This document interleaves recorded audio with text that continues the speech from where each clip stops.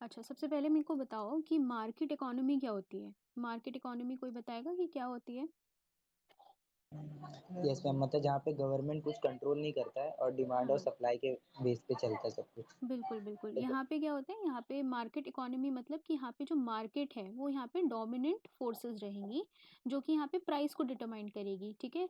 कि यहाँ पे इस ऑब्जेक्ट का या फिर इस कमोडिटी का यहाँ पे डिमांड कितनी है और उसकी सप्लाई कितनी है। उसके बेसिस पे यहाँ पे जो है मार्केट में उसकी मार्केट के हिसाब से उसकी जो प्राइस है वो यहाँ पे डिटरमाइन होगी, ठीक है? अब यहाँ पे ऐसा नहीं है कि अगर उसकी सप्लाई यहाँ पे कम हो गई है तो गवर्नमेंट आके यहाँ पे इसमें रेगुलेशन कर रही है कि नहीं, यहाँ पे इसका जो दाम है आप यहाँ पे इससे इस पर्टिकुलर रेट से आप ज़्यादा नहीं बढ़ा सकते, ठीक है? तो जैसे कि यहाँ पे अलाउद्दीन खिलजी ने उस टाइम किया था, उसने अपनी मार्केट रिफॉर्म्स किए थे, ठीक है? कई सारे उसने मेजर्स लेके आए थे, तो उसने क्या किया था, उसने उस टाइम क्या वो उसने किया था कि आपका एक फिक्स्ड प्राइस होना चाहिए, ठीक है? कि आप उसके जो आर्मी थे ताकि उन लोगों को वहाँ पे सस्ता सामान पड़े और एक एक लेवल से जो है वो यहाँ पे प्राइस मार्केट नहीं जानी चाहिए।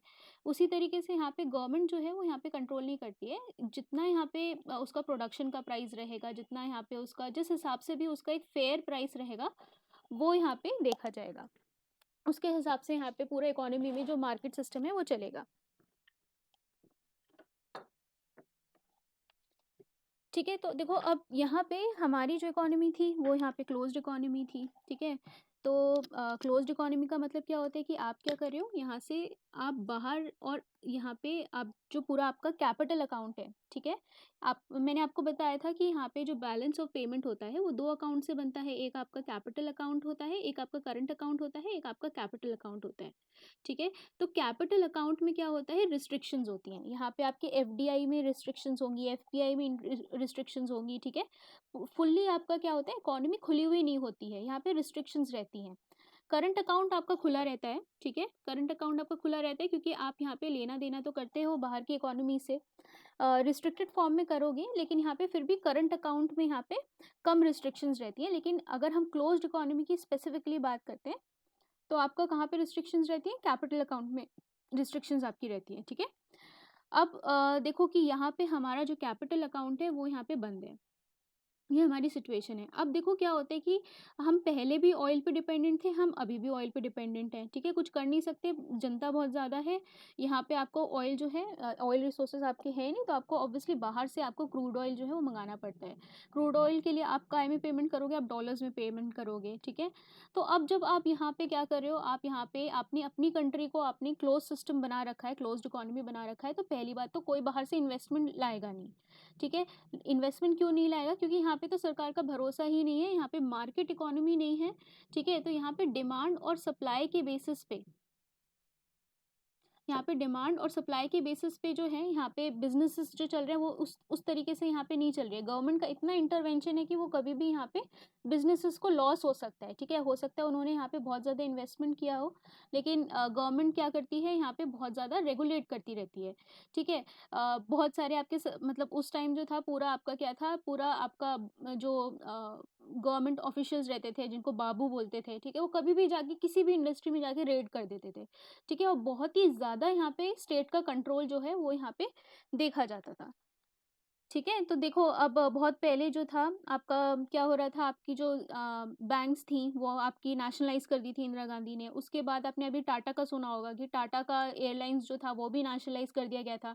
तो हम जो थे वो हम जब तक हम 90s तक पहुँचे हमारा बहुत ही कंट्रोल्ड इकोनॉमी थी, ठीक है? स्टेट जो है वो यहाँ पे बहुत ज़्यादा कंट्रोल कर रहा था, ठीक है? लेकिन अब जब आप बहुत कंट्रोल करोगे तो पहली बात तो कोई बाहर से इन्वेस्टमेंट नहीं आएगा, और बाहर से इन्वेस्टमेंट नहीं आएगा तो आपके पास क्या नहीं रहेगा, आपके पास यहाँ पे डॉलर नहीं रहेगा। दूसरा, आप क्या कर रहे हो, डॉलर अगर आप यहाँ पे मेंटेन भी कर लो कि आप चलो आप बाहर से आप ट्रेड नहीं कर रहे हो, आप इसे मेंटेन भी कर लो, लेकिन आपको क्या है, आप हमने देखा था कि 60s में हम जो थे वो बाहर से आपका व्हीट भी इम्पोर्ट कर रहे थे, ठीक है? तो ऑयल भी इम्पोर्ट कर रहे हैं। फिर आपका इम्पोर्ट की डिपेंडेंस इतनी है कि आप इसके बिना, डॉलर के बिना जो है वो आप एग्जिस्ट नहीं कर सकते हो, ठीक है? डॉलर आपको कहीं न कहीं से चाहिए। तो आपने ये ऐसा 2-3 बार हुआ, एक बारी इंदिरा गांधी के टाइम पे हुआ, ठीक है? और एक बारी और 2 बारी जो है वो ऐसी क्राइसिस देखी गई थी कि हमारे पास फॉरेन एक्सचेंज जो था वो ख़त्म हो गया था, लेकिन हमने 2 बारी जो है वो जाके कहीं न कहीं से लोन ले लिया। कहीं एक बारी हमने सोना गिरवी रख दिया अपना, और एक बारी और इंदिरा गांधी ने जो है जैसे-तैसे करके जुगाड़ कर ली थी, ठीक है, फॉरेन एक्सचेंज की, और हमने काम चला लिया। अब जब 90s में जब हम आते हैं तो हमारा जो है बहुत ही ग्रेव क्राइसिस होता है। एक तो यहाँ पे ग्लोबल सिचुएशन ऐसी होती है कि आपका गल्फ वॉर चल रही होती है, ठीक है, गल्फ वॉर चल रही होती है। और गल्फ वॉर चलने की वजह से, क्योंकि ये यहाँ पे कहाँ पे चल रही थी, वेस्ट एशिया में चल रही थी। वेस्ट एशिया मतलब कि आपका जो इराक है, ईरान है, ठीक है, और वहाँ पे लड़ाई चल रही थी। तो उसकी वजह से क्या होता है, जब भी कोई लड़ाई होती है तो आपके जो ऑयल के प्राइसेस रहते हैं वो आपके क्या होते हैं, बढ़ जाते हैं, ठीक है। और ये जो आपके ऑयल के प्राइसेस हैं बढ़ेंगे तो आपको यहाँ पहले से ही आपके पास यहाँ पे डॉलर नहीं है, लेकिन अब क्या है, आपकी जो डॉलर की रिक्वायरमेंट है वो बढ़ जाएगी, क्योंकि आपको ज़्यादा पैसे जो हैं वो आपको देने पड़ेंगे। दूसरा ये है कि ये 1990s की बात कर रहे हैं। 1990s में एक और बहुत ही मेजर फिनोमिना हो रहा है, वो है आपका डिसइंटीग्रेशन ऑफ यूएसएसआर। यूएसएसआर का जब डिसइंटीग्रेशन हो रहा है तो आपकी 2 आइडियोलॉजीज़ थी, एक तो आपकी कम्युनिज़्म थी, ठीक है? और एक आपकी कौन-सी थी, कैपिटलिज़्म थी। कैपिटलिज़्म क्या कहती है? आपका फ्री मार्केट्स की बात करती है, ठीक है? तो अब जब यहाँ पे बाइपोलर वर्ल्ड से हम यूनिपोलर वर्ल्ड के पास जा रहे हैं, तो कंट्रीज़ को यहाँ पे कंपल्सिवली जो है वो यहाँ पे कैपिटलिस्टिक आइडियोलॉजी जो थी वो अडॉप्ट करनी पड़ती अपने मार्केट में। मैं ऐसे नहीं कह रही हूँ कि गवर्नेंस फॉर्म में, लेकिन एटलीस्ट उनकी इकोनॉमी में जो है उनके पास कोई ऑप्शन नहीं था ज़्यादातर, कि उनको यहाँ पे अडॉप्ट ही करना पड़ेगा जो यूएसए डोमिनेटेड इकोनॉमी वाला जो कॉन्सेप्ट था, ठीक है। तो अब देखो ऑब्वियसली क्या होगा कि अब इंडिया के पास पैसा यहाँ पे ख़त्म हो जाएगा, तो पैसा ख़त्म हो जाएगा तो यहाँ पे आईएमएफ के पास जाएंगे। आईएमएफ में किसका डोमिनेंस है? आईएमएफ में हमने देखा कि यहाँ पे यूएसए का डोमिनेंस है। सबको आईएमएफ का यहाँ पे स्ट्रक्चर याद है ना? Yes ma'am. हाँ, तो अब यहाँ पे क्या है कि इतनी इतनी बड़ी जनता है आपकी इंडिया में, ठीक है? तो अब यहाँ पे क्या है, बहुत ही ज़्यादा मार्केट पोटेंशियल है। तो आईएमएफ जो कि यहाँ पे यूएसए से डोमिनेटेड है, तो आईएमएफ बोलेगा कि हम आपको ऐसे कैसे लोन दे देंगे? 2 बारी तो आप जो है यहाँ पे क्राइसिस में निकले हो।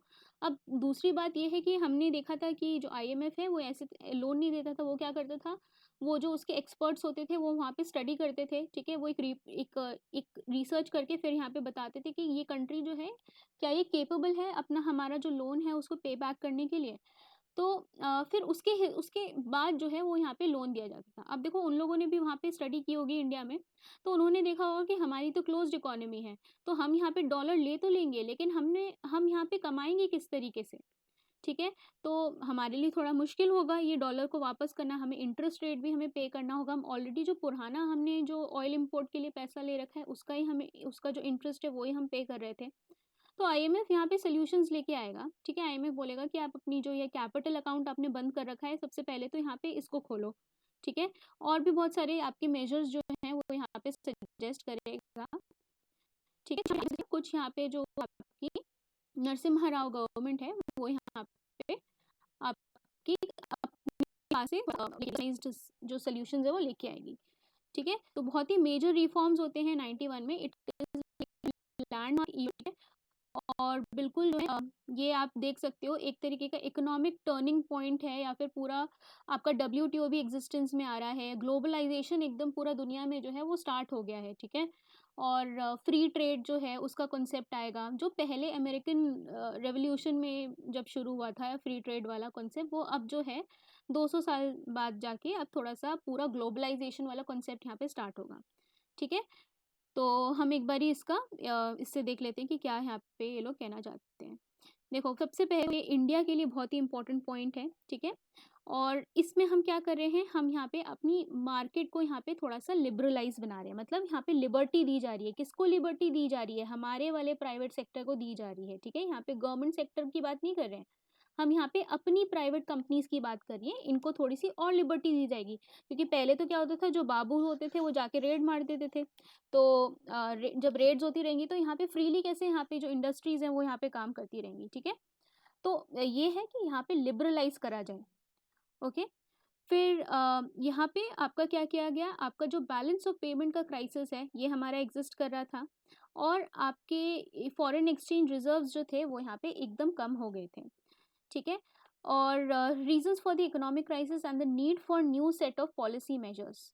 तो अब यहाँ पे जो है वो यहाँ पे आईएमएफ सजेस्ट करेगी और गवर्नमेंट यहाँ पे लेके आएगी कुछ तरीके, ठीक है? तो देखो अब यहाँ पे क्या हो रहा है, पहले हम 1980s से शुरू करते हैं कि 1980s में क्या हालत थी और फिर 1985 में यहाँ पे क्या हालत थी, ठीक है। सो देखो जब हम यहाँ तक जब पहुँचते हैं तो सबसे पहले तो आपका क्या है कि आपकी एक्सपेंडिचर जो है वो यहाँ पे बहुत ज़्यादा हो रहा था, ठीक है। इतनी सरकार की कमाई नहीं है जितना यहाँ पे सरकार का खर्चा है, ठीक है। और हमारे इंटरेस्ट पेमेंट जो है वो इतना ज़्यादा बढ़ गए थे कि हमारा यहाँ पे एक्सपेंडिचर कौन सा वाला बढ़ गया था, हमारा रेवेन्यू एक्सपेंडिचर बढ़ गया था, ठीक है। कैपिटल एक्सपेंडिचर अगर आपका बढ़ता है तब तो उसमें नहीं है, क्योंकि कैपिटल इन्वेस्टमेंट जो आपने किया है वो आगे जाके आपके लिए रेवेन्यू देगा। अगर आप यहाँ पे हाईवे बनाओगे तो बाद में उसके ऊपर आप टोल जनरेट कर पाओगे, ठीक है। तो इस वाले समय में जो सरकार जो है वो यहाँ पे अपने रेवेन्यू एक्सपेंडिचर के लिए यहाँ पे जो है बोरोइंग कर रही है, ठीक है। अपना नॉर्मल सरकार चलाने के लिए यहाँ पे बोरो करा जा रहा है। तो इस तरीके की तो यहाँ पे सिचुएशन आ गई कि आप ऑयल खरीदो कि अपनी सरकार चलाने के लिए यहाँ पे लोन लो, ठीक है। ओके, अब देखो 80s में क्या होता है यहाँ पे, ये आप देख सकते हो कि यहाँ पे क्या है कि एक्सपेंडिचर को यहाँ पे बोरोइंग के साथ यहाँ पे मीट करा जा रहा है, ठीक है। ऊपर से ग्लोबल प्राइसेस जो हैं यहाँ पे वो यहाँ पे बढ़ जाएंगे। देखो ऑयल के प्राइसेस जो हैं यहाँ पे जब बढ़ते हैं तो यहाँ पे इसका डोमिनो इफेक्ट हर एरिया पे होता है। आपका ट्रांसपोर्ट महंगा हो जाएगा। जब ट्रांसपोर्ट महंगा हो जाएगा तो आपका ट्रक से जो सामान आ रहा है, जो यहाँ पे आना जाना हो रहा है, ठीक है, यहाँ पे साउथ से नॉर्थ में सामान जो जाता है आता है, ठीक है, वो आपका महंगा हो जाएगा, ठीक है। जिसकी वजह से क्या होगा, आपका कौन सा वाला इन्फ्लेशन होगा, डिमांड पुल या कॉस्ट पुश? कॉस्ट पुल।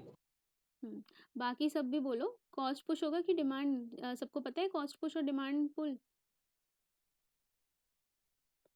कॉस्ट पुश होता है कि यहाँ पे सप्लाई साइड से जब हमारा चीज़ें महंगी होती हैं, चाहे आपकी सप्लाई कम हो जाए, चाहे आपकी मैन्युफैक्चरिंग में आपका एक जो सामान आप बना रहे हो उसका बनाना आपको महंगा पड़ने लगे, चाहे तेल की कीमतें बढ़ गई, चाहे रॉ मटेरियल की कीमतें बढ़ गई, या फिर लेबर है वो ज़्यादा यहाँ पे स्ट्राइक करके बैठ गई, या फिर उनकी यहाँ पे आपको सैलरी बढ़ानी पड़ी।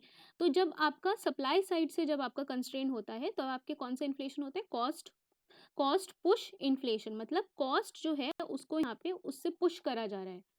तो आपका इस समय कौन सा इन्फ्लेशन हो जाएगा, ऑयल के दाम बढ़ेंगे तो कॉस्ट पुश इन्फ्लेशन आपका देखा जाएगा, ठीक है।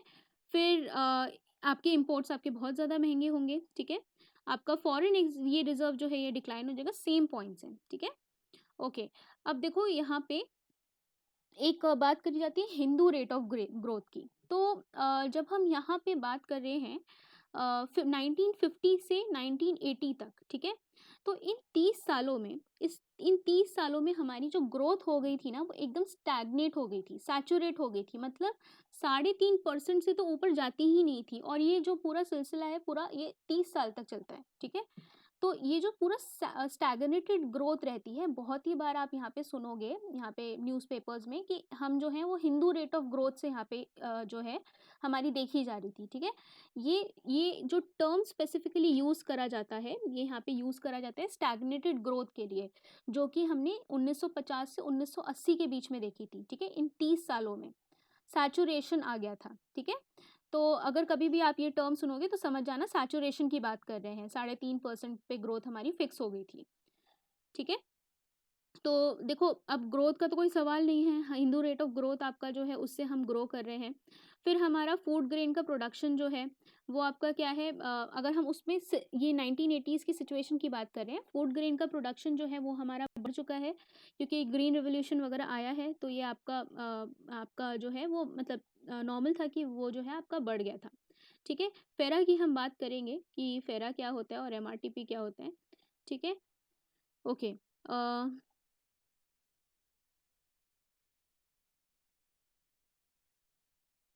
ठीक है। तो ये सब जो है यहाँ पे गवर्नमेंट का यहाँ पे जो है एक्सपेंडिचर जो है वो बहुत ही यहाँ पे कम है। ओके, इसकी गवर्नमेंट का यहाँ पे जो है वो यहाँ पे रेवेन्यू जो है वो यहाँ पे काफ़ी कम है, ठीक है। क्योंकि रेवेन्यू ज़्यादातर कहाँ से आता है, अगर अभी भी हम देखेंगे तो कॉर्पोरेशन टैक्स लगा के आता है, इनकम टैक्स लगा के आता है। तो यहाँ पे जब लोगों के पास नौकरी नहीं होगी, गवर्नमेंट जॉब कितने लोगों को मिल सकती है, गवर्नमेंट जॉब एक बहुत फिक्स लिमिट को मिल सकती है, ठीक है। गवर्नमेंट जॉब भी देंगे तो उसमें क्या होगा, सरकार का ही खर्चा होगा, तो सबसे अच्छी बात है कि भाई यहाँ पे प्राइवेट जॉब प्रोवाइड करो, प्राइवेट जॉब जो है उनसे यहाँ पे क्या लो, उनसे यहाँ पे इनका इनकम टैक्स वसूलो, तो सरकार की कमाई भी होती है। अभी ऐसा जो है ये 90s तक कोई भी ऐसी सिचुएशन नहीं है, ना प्राइवेट जॉब्स हैं ना यहाँ पे कॉर्पोरेशंस हैं, और ऊपर से बहुत ही हैवी रेगुलेशन है और पैसा तो बिल्कुल नहीं है। ठीक है, तो ये पूरी जो सिचुएशन है वो यहाँ पे एग्जिस्ट कर रही है। ठीक है, मैम हाँ जी। मैम ये जो पहले के मतलब जो गवर्नमेंट थे, तो ये लोग को दिमाग नहीं था क्या इतना कि मतलब ये इतना लोग सारा बहुत ही सब? प्रोटेक्टिव चल रहे थे कि भाई हमारी जो, देखो एक तो बहुत प्रोटेक्टिव थे, दूसरा यहाँ पे क्या था कि यहाँ पे पब्लिक सेक्टर जो है यहाँ पे इनको लगता था कि ये लोग जो है कॉम्पीट नहीं कर पाएंगे, तो इनको यहाँ पे प्रोटेक्ट करके रखो, ताकि जो है ये लोग को यहाँ पे यहाँ पे क्या होता है ना कि जब तक बच्चा बड़ा नहीं होता तब तक आप उसको प्रोटेक्ट करके रखते हो। तो वही है कि यहाँ पे जो है गवर्नमेंट अपनी पब्लिक सेक्टर एरियाज को यहाँ पे प्रोटेक्ट करके रखती थी। लेकिन जब ऐसी वाली चीज़ें होती है ना, तो यहाँ पे क्या होता है, जब आप यहाँ पे ऑफिशियल्स ब्यूरोक्रेट्स जो होते हैं वो यहाँ पे पावरफुल हो जाते हैं, ऑफिशियल्स पावर हो जाते हैं, तो ये लोग क्या करते हैं, यहाँ पे करप्शन करना दिखाने लगते हैं। करप्शन यहाँ पे देखने को मिलता है, तो करप्शन से ऑब्वियसली किसी का भला नहीं होता है। तो यहाँ पे इनएफिशिएंट जो है ये सारी कंपनी, ऑडिटिंग प्रॉपर नहीं होगी, है ना। तो जब यहाँ पे बहुत ही स्कोप बढ़ जाता है करप्शन का, और ऑडिटिंग वगैरह जो है वो प्रॉपर हो नहीं पाती है। ठीक है, तो इसीलिए यहाँ पे क्या है कि ये लोग जो हैं इनको गुडविल में वैसे तो प्रोटेक्शन प्रोवाइड करते हैं, लेकिन ये इनएफिशिएंट हो जाती हैं पब्लिक सेक्टर यूनिट्स जो रहती हैं। ठीक है, तो इस मोटिव से इन लोगों ने यहाँ पे प्रोटेक्शन प्रोवाइड करी थी, लेकिन फिर सर्टेन पॉइंट के बाद तो फिर ऑब्वियसली नहीं कर सकते हैं कि हम इतना ज़्यादा प्रोटेक्ट नहीं कर सकते, तो फिर गवर्नमेंट को यहाँ पे प्रोटेक्शन हटानी ही पड़ेगी। ठीक है, तो यस मैम। अब देखो बैकग्राउंड मैंने वैसे आपको ओवरऑल बैकग्राउंड जो है वो बता दिया है, लेकिन टेक्निकल देख लेते हैं कि यहाँ पे क्या है। देखो यहाँ पे आपका जो है फिस्कल डेफिसिट जो है वो काफ़ी ज़्यादा था। यहाँ पे अराउंड 8% जो है फिस्कल डेफिसिट उस टाइम आपका एग्जिस्ट कर रहा था। ठीक है, this deficit had to be about 55% of GDP, 55%, and by 1990 the deficit of the central government had mounted to 13,000 crore as a result of revenue shortfall the expenditure। तो आप देख सकते हो कि यहाँ पे डेफिसिट जो है वो कितना बढ़ गया था। और ये जो है पूरा आपका मतलब 13,000 करोड़ तक, मतलब इतना तो यहाँ पे उस टाइम गवर्नमेंट का इनकम वगैरह भी नहीं था जितना यहाँ पे डेफिसिट में हम चल रहे थे। ठीक है, और प्रोडक्टिविटी तो इन्वेस्टमेंट आप यहाँ पे जो सरकारी यहाँ पे यूनिट्स हैं उनके ऊपर आप कितना भी पैसा लगा दो, बैंक्स जो हैं पीएसयू पब्लिक सेक्टर बैंक्स हैं, इन पे आप कितना भी इनको कैपिटलाइज कर दो, ये यहाँ पे एनपीएस जो हैं वो यहाँ पे करते ही रहेंगे। ठीक है, तो यहाँ पे जो है ज़्यादातर आपकी जो पब्लिक सेक्टर यूनिट्स होती हैं वो इनएफिशिएंट ही होती हैं ज़्यादातर, जब तक आप इनका कॉर्पोरेट स्ट्रक्चर सही नहीं करते हो। ठीक है, फिर आपका क्या है यहाँ पे करंट अकाउंट डेफिसिट जो है वो ऑब्वियसली आपका बहुत ज़्यादा होगा। आप एनआरआईज के ऊपर यहाँ पे कब तक जो है रेमिटेंसेस पे कब तक आप रिलाई करते हैं। ठीक है, तो एक्सटर्नल डेट सबसे ज़्यादा आपका जो है उस टाइम हो गया था। एक्सटर्नल डेट आपका कितना हो गया था, 22.8 बिलियन हमारा जो है 84 में था, और ये जो है यहाँ पे 3 टाइम्स हो जाता है यहाँ पे 1990s में। ठीक है, क्योंकि आपने इस समय भी क्या लेकर रखा है, आपने यहाँ पे लोन्स ले रखे थे। आप क्या करते हो, लोन लेते हो तो आप इंटरेस्ट भी पे करते हो, तो इंटरेस्ट भी देना पड़ता है। ठीक है, और जितना आपका क्रेडिट रेटिंग जो है वो आपकी ख़राब होती है उस हिसाब से इंटरेस्ट भी आपको ज़्यादा पे करना पड़ता है। ठीक है, फिर एक मेजर क्राइसिस होती है यहाँ पे गल्फ वॉर वाली। तो गल्फ वॉर किसी को पता है क्या थी? गल्फ वॉर जो है, यस मिस, वो इराक ने मतलब इन्वेड कर दिया था कुवैत को, तो फिर वही अमेरिका हाँ और उसका ये सब। हाँ, तो ये जो है ना गल्फ वॉर जो ये पहले क्या होता है कि ईरान और इराक की लड़ाई हो रही होती है आपस में। ठीक है, तो ईरान इराक की लड़ाई होती है, तो यहाँ पे यूएसए जो है यहाँ पे ऑलमोस्ट न्यूट्रल रहता है। लेकिन उसके बाद क्या होता है कि ईरान और इराक की लड़ाई करते करते इराक यहाँ पे गरीब हो जाता है। मतलब मैं आपको बहुत ही आम उसमें बता रही हूँ कि यहाँ पे इराक के पास जो है पैसों की ऑब्वियसली कमी हो जाएगी लड़ाई करते करते। और दूसरा जो है फिर यहाँ पे ये क्या करेगा, कुवैत पे अटैक करेगा। कुवैत पे ऑलरेडी इसके पास जो है कुवैत से इसने बहुत सारा पैसा ले रखा था, कुवैत से ले रखा था और सऊदी से इसने पैसा ले रखा था। ठीक है, तो ये इन दोनों को बोलते हैं कि तुम मेरा लोन जो है माफ़ कर दो, लेकिन दोनों कुवैत है और सऊदी अरेबिया है, दोनों यहाँ पे लोन माफ़ नहीं करते हैं। वो हम क्यों तुम्हारा लोन माफ़ करें, तुम जाके ईरान से लड़ते रहो, हम तुम्हारा लोन माफ़ करेंगे।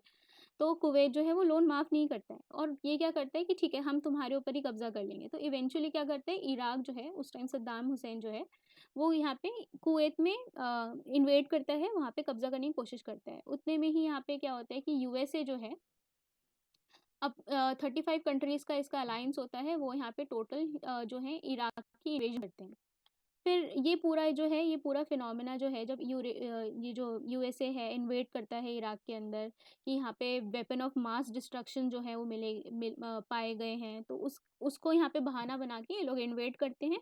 हालांकि इनको कुछ मिलता नहीं है वेपन ऑफ मास डिस्ट्रक्शन वाला, उसकी क्रिटिसिज्म अभी तक होती है यूएसए की। तो ये यहाँ पे जो है उस समय 90s में ये पूरा इवेंट हो रहा है, और यहाँ पे ऑयल के प्राइसेस बढ़ जाते हैं, क्योंकि पूरा यहाँ पे मिडिल ईस्ट जो है, जो वेस्ट एशिया है वो आपका इन्वॉल्व होता है। ठीक है, अच्छा मिडिल ईस्ट जो है वो यहाँ पे यूएसए यूज़ करता है, और हमारे पर्सपेक्टिव में यहाँ पे वेस्ट एशिया है, हम वेस्ट एशिया बोलना चाहिए हमें, क्योंकि हमारे वो वेस्ट में है, लेकिन यूएसए के लिए वो ईस्ट में है। तो हमारे लिए अगर आप यहाँ पे कभी भी यूज़ करोगे तो वेस्ट एशिया टर्म यूज़ करना। ठीक है, ओके। ठीक है, फिर आपका सोवियत वाला यहाँ पे जो है वो डिसइंटीग्रेशन हो रहा है। ओके, फिर देखो उसके बिसाइड्स आपकी जो है पॉलिटिकल इंस्टेबिलिटी जो है वो भी आपकी देखी जा रही थी उस टाइम 89 से 91 के बीच में। ओके, फिर अब ये सब देखते हुए यहाँ पे क्या होता है कि जो आईएमएफ है, आईएमएफ से हम लोन मांगने जाते हैं। ठीक है, लेकिन हमारी जो इकोनॉमी की सिचुएशन है वो बहुत ही ख़राब होती है, तो आईएमएफ से हमें बहुत आसान तौर पे लोन नहीं आएगा। ठीक है, तो उसकी वजह से यहाँ पे क्या होगा, आईएमएफ हमें रिफॉर्म्स करने के लिए बोलेगा। ओके, फिर इस टाइम गवर्नमेंट कौन हेड कर रहा है, यहाँ पे गवर्नमेंट जो है पीवी नरसिम्हा राव की गवर्नमेंट है। यहाँ पे फाइनेंस मिनिस्टर कौन थे, मनमोहन सिंह थे। ठीक है, तो मनमोहन सिंह का यहाँ पे बहुत ही बड़ा रोल रहा है एलपीजी रिफॉर्म्स में। फिर आपका जो है यहाँ पे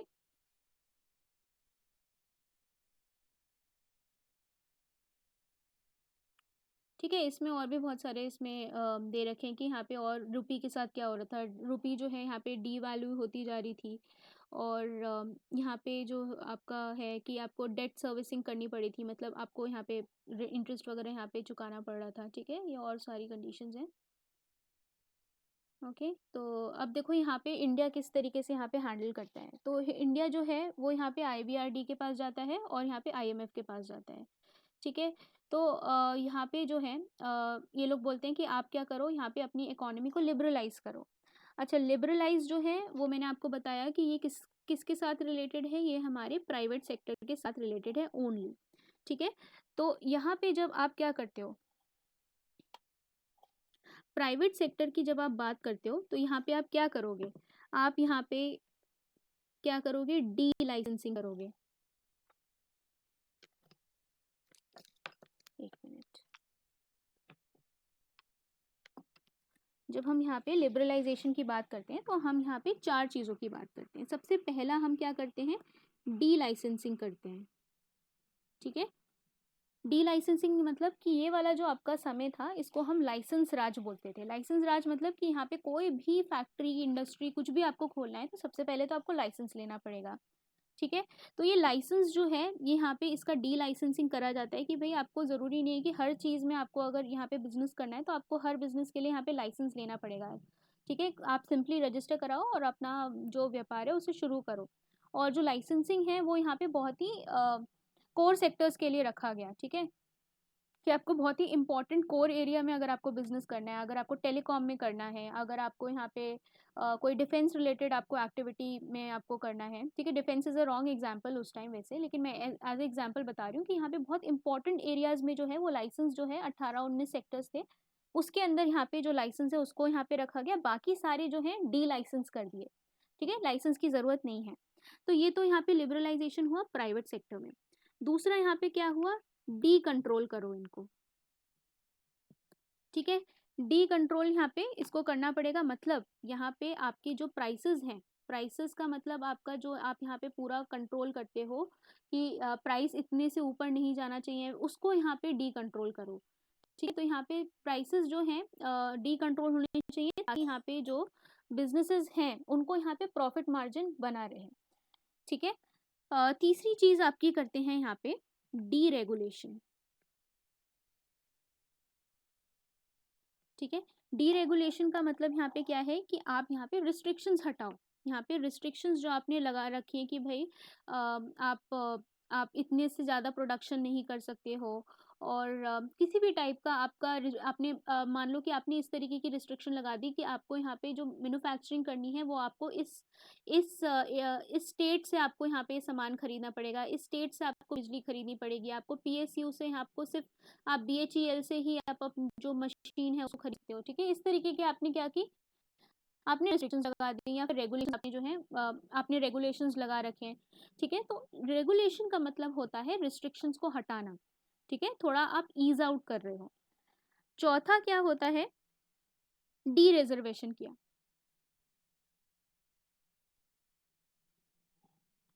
ठीक है, तो डी रिजर्वेशन का मतलब है कि आपने यहाँ पे जो है इसको और भी ज़्यादा लिबरलाइज किया, रिजर्वेशन आपने जो है इसमें नहीं रखा। ठीक है, बहुत चीज़ों को लेके यहाँ पे रिस्ट्रिक्शंस जो हैं वो अब आपने हटा दिए। ठीक है, तो यहाँ पे जो ये रिस्ट्रिक्शंस जो है रिमूव कर रहे हैं वो यहाँ पे 4 एरियाज में मेनली हो रही हैं। एक तो आप लाइसेंस हटा रहे हो, आप यहाँ पे प्राइसेस से कंट्रोल हटा रहे हो, रेगुलेशंस आप कम कर रहे हो। ठीक है, प्राइवेट सेक्टर पे, और प्लस आपके रिजर्वेशंस जो हैं कि इस एरिया में आपको प्रोडक्शन करना है, या फिर बहुत सारे एग्जांपल्स हैं उसके। ठीक है, वो सब आप हटा रहे हो। ठीक है, रिजर्वेशंस नहीं होने चाहिए, the economy should perform freely, ये प्राइवेट सेक्टर्स को आपको फ्री करना है। ठीक है, अब यहाँ पे जो है इसको यहाँ पे, अब यहाँ पे देखो न्यू इकोनॉमिक पॉलिसी में क्या क्या आता है। तो इंडिया को यहाँ पे लोन के लिए तो इन लोगों ने अग्री किया, लेकिन यहाँ पे इंडिया को यहाँ पे न्यू इकोनॉमिक पॉलिसी लानी पड़ी। ये न्यू इकोनॉमिक पॉलिसी आपकी क्या है, यही लिबरलाइजेशन से रिलेटेड है। तो यहाँ पे आपको क्या किया आपने, creating a more competitive environment in the economy by removing the barriers to entry and growth of firms. फिर introduce liberalisation with view to integrate the Indian economy with the world economy. ठीक है, world में जैसे आपकी economy move कर रही है freely, उसी तरीके से आप इंडियन इकोनॉमी को भी यहाँ पे रेगुलेट करो। ठीक है, रिस्ट्रिक्शंस हटाओ, और किस पे हटाओ, यहाँ पे जो फॉरेन इन्वेस्टमेंट आपका जो आ रहा है इसके ऊपर आप हटाओ रिस्ट्रिक्शंस। ठीक है, और डोमेस्टिक एंटरप्रेन्योर जो है, जो मैंने अभी आपको बताया कि डोमेस्टिकली आप क्या कर रहे हो, उनको यहाँ पे जो है उनको उनको भी यहाँ पे जो है रेगुलेशंस उनके ऊपर हटाओ। ठीक है, अच्छा, रेस्ट्रिक्शंस जो हैं वो यहाँ पे किस तरीके से लगाई जाती थी, वो लगाई जाती थी MRTP एक्ट के अंडर। ठीक है, MRTP एक्ट क्या होता था, monopolies and restrictive trade practices act, trade practices. ठीक है, तो मतलब यहाँ पे जो मोनोपोलीज जनरेट होती हैं, यहाँ पे आप क्या करते हो, एक ही कंपनी एग्जिस्ट कर रही है, मतलब ज़्यादा एक सेक्टर में अगर टेलीकॉम होगी तो यहाँ पे क्या होगा, सिर्फ BSNL होगा, सिर्फ आपका MTNL होगा। ठीक है, ये मोनोपोलीज उस टाइम एग्जिस्ट कर रही थी, and that was existing by the this act. ठीक है, तो ये एक्ट जो है यहाँ पे हटाया जाएगा। ठीक है, फेरा एक्ट जो है वो हटाया जाएगा। ठीक है, तो ये सारे एक्ट जो है यहाँ पे हटाए जा रहे हैं, और इससे जो डोमेस्टिक एंटरप्रेन्योर है वो ज़्यादा यहाँ पे फ्री जो है यहाँ पे ट्रेड कर पाएगा। ठीक है, ओके। फिर यहाँ पे जो है ब्यूरोक्रेटिक कंट्रोल जो है यहाँ पे सारे, उनको यहाँ पे रेड टेपिज्म जिसको हम बोलते हैं। ठीक है, इनको यहाँ पे हटाओ कि भाई हम तुम्हारी फाइल तभी पास करेंगे जब तुम हमें 1 करोड़ रुपए दोगे, तब 1 लाख दोगे, जब ये जितने भी 1 लाख 2 करोड़ जितने देने हैं उतने उतने दोगे आप, तभी हम आपकी ये फाइल जो है उसको प्रोसेस करेंगे। तो ये सब ब्यूरोक्रेटिक कंट्रोल हटाना बहुत ज़रूरी है। ठीक है, फिर यहाँ पे देखो, अब यहाँ पे एयर इंडिया का जो लॉस उस टाइम इन लोगों ने नेशनलाइज तो कर दिया, लेकिन अब देखो एयर इंडिया में जो है इतने ज़्यादा यहाँ पे एम्प्लॉयज़ थे, इतने ज़्यादा एम्प्लॉयज़ थे कि यहाँ पे आधा रेवेन्यू तो यहाँ पे एयर इंडिया का उनको सैलरी देने में ही चला जाता था। और एयर इंडिया क्या उतनी एम्प्लॉयज़ की ज़रूरत भी नहीं होती है, लेकिन हमेशा क्या है कि आपको यहाँ पे रिक्रूटमेंट करते रहना है, ठीक है, भले ही यहाँ पे लोगों की ज़रूरत हो कि नहीं हो। तो यहाँ पे जो ये आपकी जो आपकी पब्लिक सेक्टर एंटरप्राइजेस होते हैं, ये थोड़े से इनएफिशिएंट ही होते हैं। ठीक है, ज़्यादातर तो ये है कि भाई इनको बिजनेस, गवर्नमेंट कई बार बोलती है ना कि we are not here to do the business, तो गवर्नमेंट तो बिजनेस नहीं कर सकती अच्छे से, क्योंकि प्रॉफिट मोटिव, वो सोशल मोटिव ज़्यादा देखेगी कि हम रिक्रूटमेंट ज़्यादा बढ़ाएं, रादर देन कि भाई जो प्रॉफिट मोटिव है उसको यहाँ पे बढ़ाएं। ठीक है, ओके, ठीक है, समझ आया ना? Yes ma'am. ठीक है, ओके, अब देखो यहाँ पे आपकी एक तो हम देख लिया यहाँ पे इकोनॉमिक पॉलिसी में अब आपकी न्यू आपकी क्या आ रही है, ट्रेड पॉलिसी आपकी आ रही है। ठीक है, ट्रेड पॉलिसी में आपका क्या हो रहा है, there is a radical shift from the import substitution policy which India had relied on the far for decades, which while it may have been necessary in very early stages of development to protect our nascent industries from foreign competition, in the long term it provided neither efficient and nor it helped the industry for the robust growth। कि इतना ज़्यादा हमने अपनी industries को protect करा था कि वो एक तो एफिशिएंट भी नहीं बन पाई, ऊपर से जो है इनकी यहाँ पे जो है बहुत ज़्यादा रेवेन्यू ही इनका मतलब आपको देना पड़ता था, प्रॉफिट तो कुछ आता नहीं था, ऑपरेशन रेशियो इनका बहुत ज़्यादा था। ठीक है, फिर in fact in contrast the East Asian economies which took a path of export promotion strategy in 1970s forged far ahead of India in development। ठीक है, तो आपकी जो ईस्ट एशियन इकोनॉमीज हैं जैसे कि आपका हो गया इंडोनेशिया हो गया, और जो आसियान कंट्रीज जो हैं, ये आसियान ग्रुप ही उस टाइम बनता है 67 के आसपास। ठीक है, तो वो लोग कलेक्टिवली ग्रुप बनाते हैं कि हम आपस में ट्रेड करेंगे। ठीक है, और उनका जो है उनका यहाँ पे जो है एक्सपोर्ट प्रमोशन पे बेस्ड उनकी स्ट्रेटेजी रहती है कि हम अपने जो बिजनेस हैं उनको यहाँ पे एक्सपोर्ट ओरिएंटेड बनाएंगे। ठीक है, ताकि हम ज़्यादा से ज़्यादा जो है वो एक्सपोर्ट कर पाएँ। ठीक है, लेकिन इंडिया जो है वो इतना ज़्यादा प्रोटेक्टिव था कि वो यहाँ पे एक्सपोर्ट को बढ़ावा नहीं देता है, और अब यहाँ पे टाइम आ गया कि हम इस पॉलिसी को सब्स्टिट्यूट करें। ठीक है, ओके, तो यहाँ पे the two step devaluation of the rupee affected in July 91 referred to above easing of the replenishment license system were two major steps in the trade policy reform। ठीक है, तो इसमें आपका क्या हो रहा है कि आपका जो रुपी है वो ऑब्वियसली इफेक्ट होगा, डिवैल्यूएशन होने लगेगी इसकी, क्योंकि पहले तो हमने यहाँ पे अगर आप पहले के रेट देखोगे यहाँ पे, तो पहले तो क्या हो रहा है कि हमारा जो रुपी होगा वो स्ट्रांग होगा। अब क्या होगा, जैसे ही यहाँ पे क्या होगा, फॉरेन एक्सचेंज, यहाँ पे आपका फॉरेन एक्सचेंज जो है फ्लोटिंग रेट पे कर देंगे, मतलब यहाँ पे मार्केट के उस पे कर देंगे, तब आपका क्या होगा, डीवैल्यू होने लगेगा रुपी का। ठीक है, और बस आपका यही जो है इसमें मेन हो रहा था। ठीक है, क्वांटिटेटिव रिस्ट्रिक्शंस हटाए, मतलब कि यहाँ पे जो प्राइस है वो मार्केट इकोनॉमी पे लेके आए। ओके, फिर एक्सपोर्ट्स को यहाँ पे प्रमोट करा गया। एक्सपोर्ट को आपको किस में आप प्रमोट करोगे, यहाँ पे आपने जो एक्सपोर्ट्स और इंपोर्ट होते हैं, ट्रेड होता है, वो किस पे होता है, करंट अकाउंट पे होता है। तो यहाँ पे आपने क्या किया, इसको यहाँ पे थोड़ा सा खोला। ठीक है, तो यहाँ पे आपका जो ट्रेड है आप आराम से कर पाओगे 91 में, क्योंकि अब बाहर से आएंगे तो आपका जो है करेंसी एक्सचेंज तो होगा। ओके, तो 90s का वैसे आप लोग में से कोई होगा नहीं 91 का, तो एकदम से उस टाइम क्या हुआ था ना कि 91 में एकदम से आपका क्या हुआ था कि पहले तो सब देखते थे दूरदर्शन और शक्तिमान, उसके बाद फिर एकदम से आ जाता है कार्टून नेटवर्क। ठीक है, कार्टून नेटवर्क आ जाता है, MTV आ जाता है, ये सारे चैनल्स जो हैं वो आ जाते हैं। ठीक है, तो मतलब दूरदर्शन पहले देखा जाता था, तो उससे फिर यहाँ पे LPG रिफॉर्म्स के बाद आपका FDI वगैरह आता है टेलीकॉम सेक्टर में और हर जगह पे। तो फिर एकदम से जो है वो सब चैनल वगैरह वेस्टर्नाइजेशन वो सब शुरू हो जाता है। ठीक है, तो एकदम से चेंज हो जाता है पूरा थिंकिंग और वो सब मतलब। ठीक है, तो आपने देखा होगा ना कि यहाँ पे म्यूज़िक इंडस्ट्रीज भी जो है, म्यूज़िक इंडस्ट्रीज आप देखना कितने यहाँ पे पॉप कल्चर उस टाइम आने लगा था, तो ये सब उसी टाइम की बात है, एक एक एरिया में नहीं होता है। म्यूज़िक फील्ड में, TV फील्ड में, और आपका खाने की चीज़ में। ठीक है, लेज आ रहे थे, फिर अंकल चिप्स आ रहे थे, उससे पहले क्या आता था, नटखट आता होगा मेरे ख्याल से। ठीक है, और उसके बाद क्या आ रहा है, फिर आपके जो लेज हैं वो आ गया, पेप्सिको के प्रोडक्ट्स आ गए, है ना।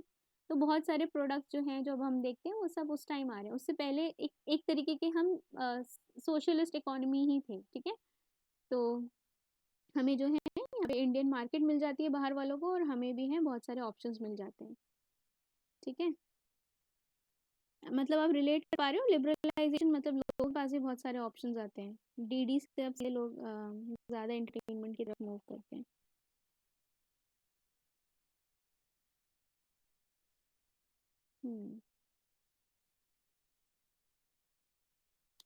ठीक है, अब देखो इम्पोर्ट कंट्रोल्स यहाँ पे किस तरीके से, इम्पोर्ट कंट्रोल्स यहाँ पे आपके रिमूव करे जाएंगे।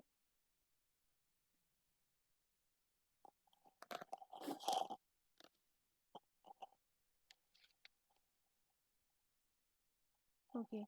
अच्छा, एक अभी मैं आपको डी रिजर्वेशन बता रही थी, तो डी रिजर्वेशन में जो है ना आपके मेनली जो सेक्टर्स थे वो उनकी बात हो रही थी।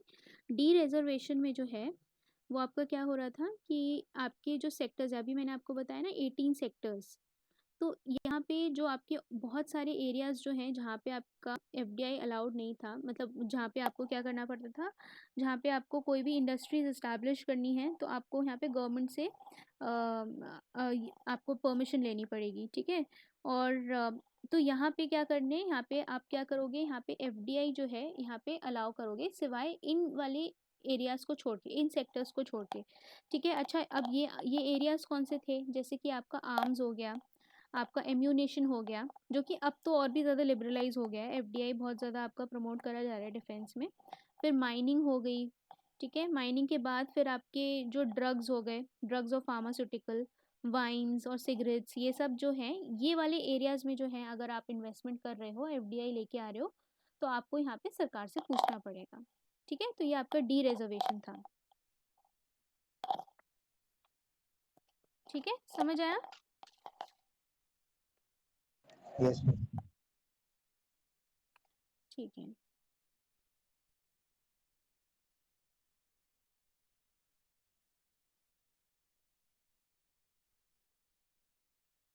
ओके, अब मैं आपको प्राइवेटाइजेशन बता देती हूँ, प्राइवेटाइजेशन क्या है।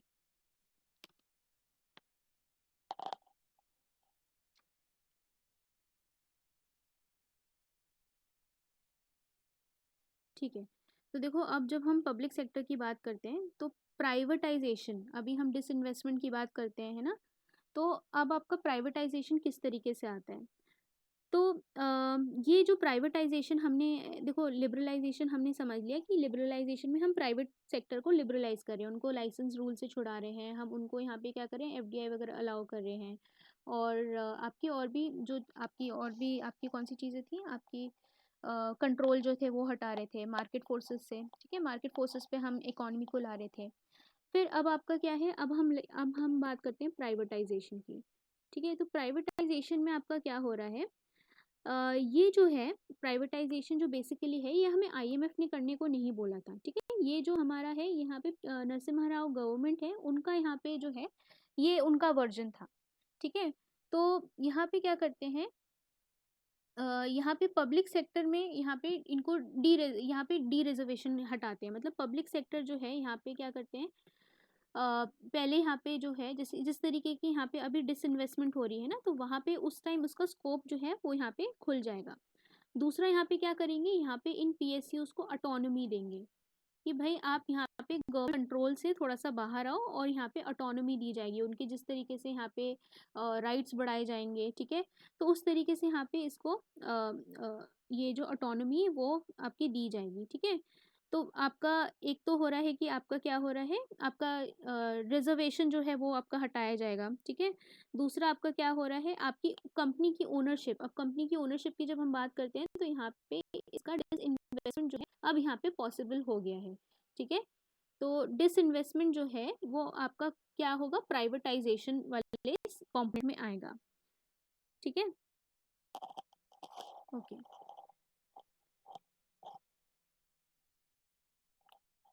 ठीक है।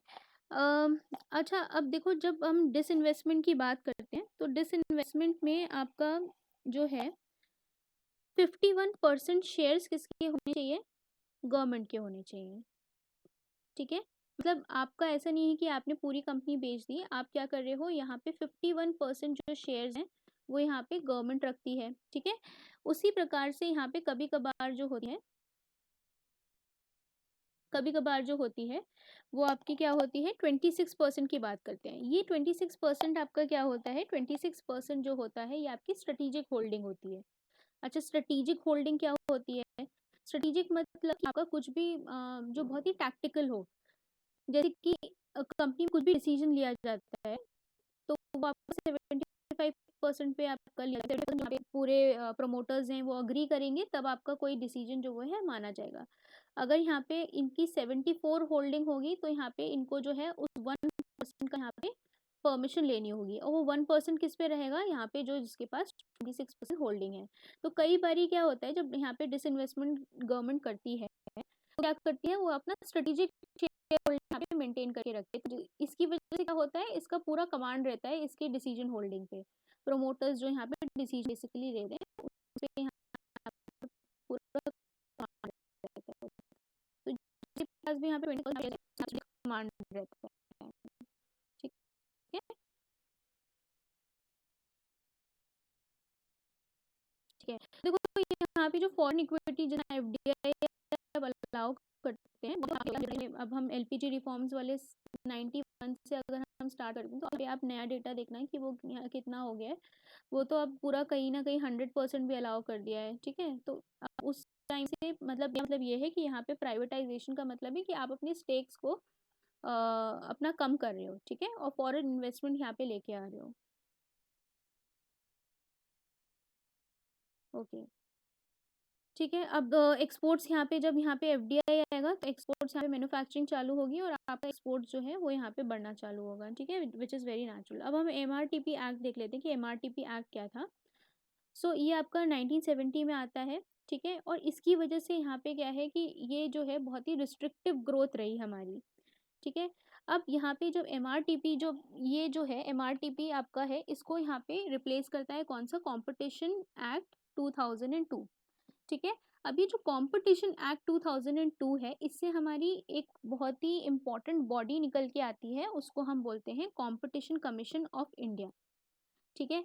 अब ये जो है जो ये एक यहाँ पे राघवन कमेटी होती है, ठीक है। राघवन कमेटी सजेस्ट करती है यहाँ पे कि आपको क्या करना पड़ेगा, पहली बात तो ये हटाओ, मोनोपलीज एंड रिस्ट्रिक्टिव एक्ट की जगह यहाँ पे कंपटीशन एक्ट अब लेके आओ, जिससे यहाँ पे जो यहाँ पे कंपटीशन का एनवायरनमेंट है वो यहाँ पे मेंटेन रहे कंपनीज के बीच में, ठीक है। तो राघवन कमेटी यहाँ पे ये बात करती है।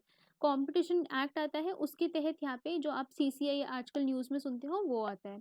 सीसीआई मेरे ख्याल से 2009 में जो है इसकी यहाँ स्थापना होती है, लेकिन ये स्टैट्यूटरी बॉडी है, ये इस एक्ट के अंडर आ रही है, ठीक है।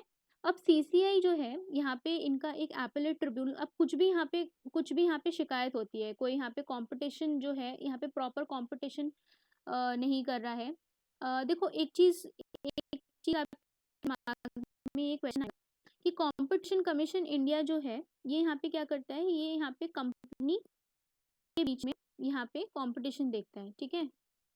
मतलब ये यहाँ पे एक कंपनी हो गई, यहाँ पे बी कंपनी हो गई, ठीक है। इनके बीच में यहाँ पे प्रॉपर कंपटीशन रहे मार्केट फोर्सेस के बेसिस पे, वो यहाँ पे कंपटीशन कमीशन ऑफ इंडिया यहाँ पे मेंटेन करता है।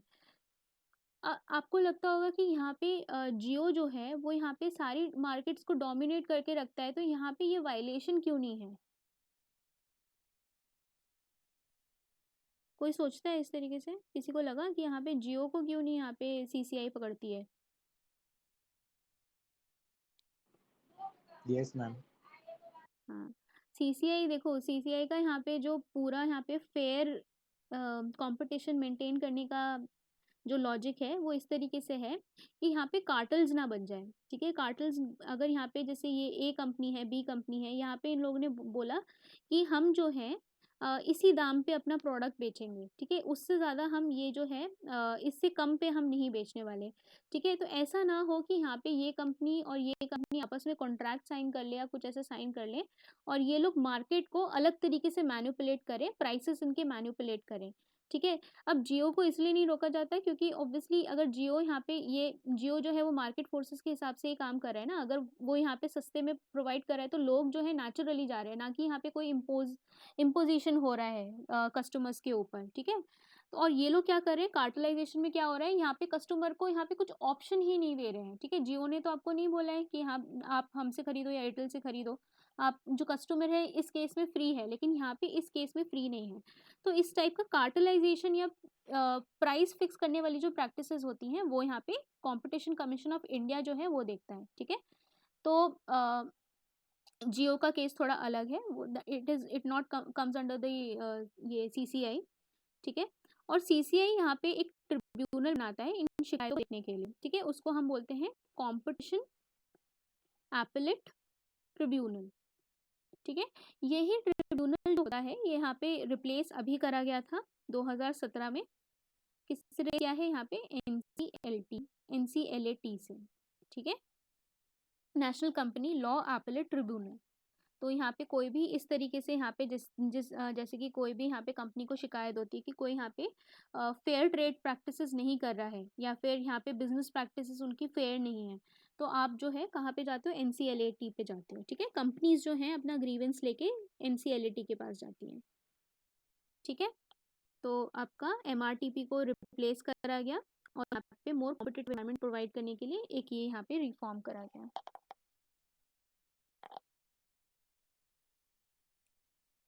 ठीक है, समझ आया?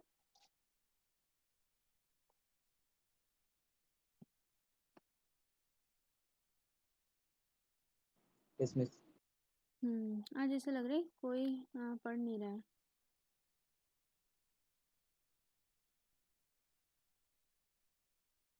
ओके, ठीक है। फिर इसमें बस मेजरली तो ये है। फिर ग्लोबलाइजेशन में आपको पता ही है कि ग्लोबलाइजेशन में यहाँ पे जो है WTO के अंडर यहाँ पे ग्लोबलाइजेशन वाली प्रैक्टिसेस आएंगी।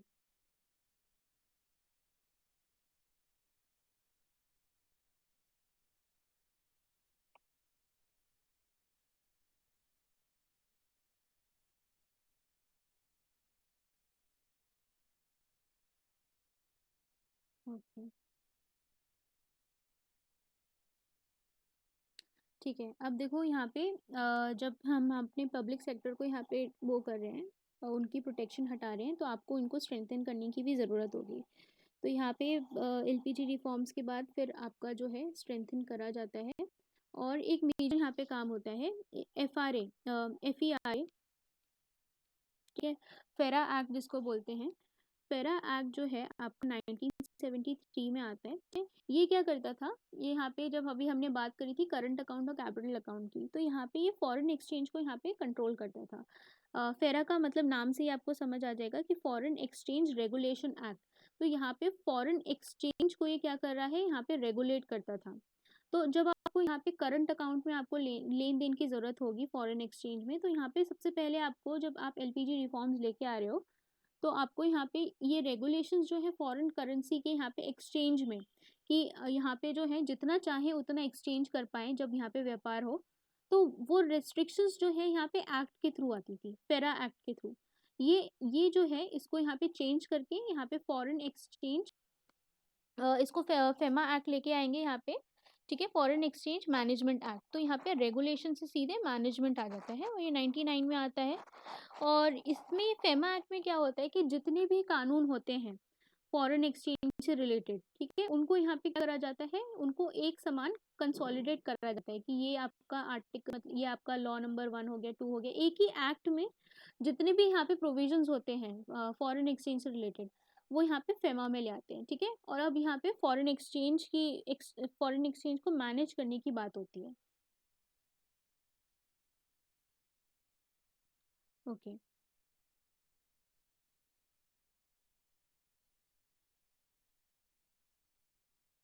ठीक है। अब देखो यहाँ पे ये लोग स्ट्रेंथन किस तरीके से कर रहे थे, ये स्ट्रेंथन मैंने आपको बताया कि यहाँ पे ऑटोनॉमी देके कर रहे थे ये। गवर्नमेंट वाले जो आपके पब्लिक एंटरप्राइज है, इनको यहाँ पे क्या किया, इनको यहाँ पे ज़्यादा ऑटोनॉमी दी गई कि अब आप क्या करो, यहाँ पे बिजनेसेस जो हैं इसको यहाँ पे अच्छी तरीके से करो, ठीक है। और competition will be induced in these areas by allowing private sector to participate. अब इनको यहाँ पे कंपटीशन दिया जाएगा। यहाँ पे जो स्टेट बैंक ऑफ इंडिया है वो यहाँ पे जो भी प्राइवेट बैंक आ रही है, सबसे पहले ICICI आई थी, ठीक है। तो अब यहाँ पे SBI को भी कंपटीशन मिलेगा, बाकी सारी पब्लिक सेक्टर बैंक्स को भी कंपटीशन मिलेगा, ठीक है।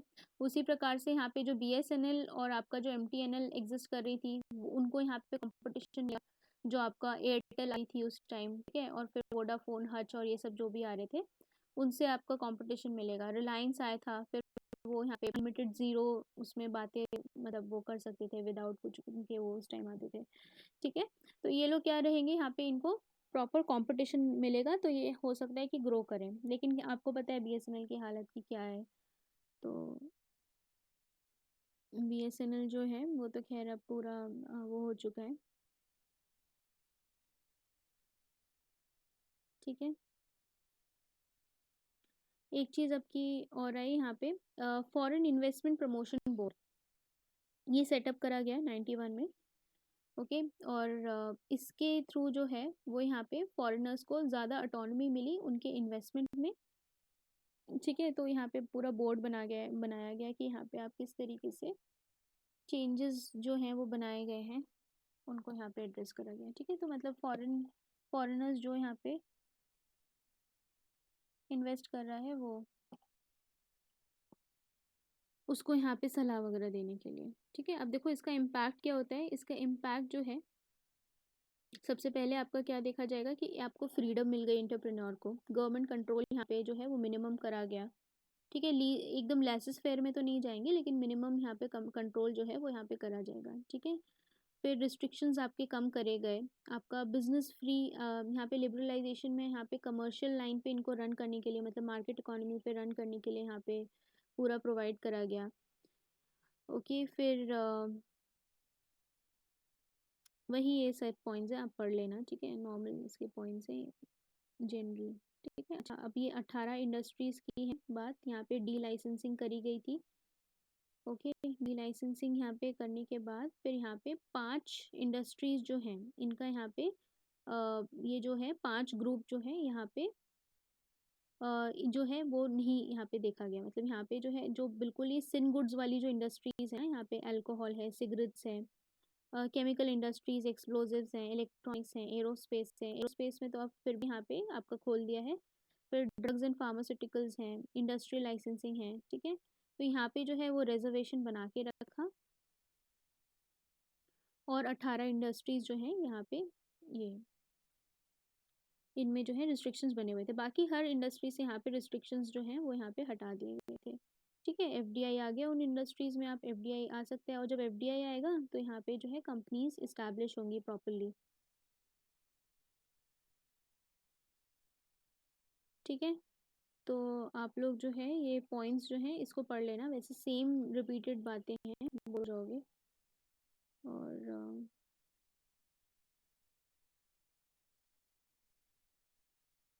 ठीक है, ठीक है, इसमें बस यही है, और कुछ ज़्यादा इम्पोर्टेंट है नहीं।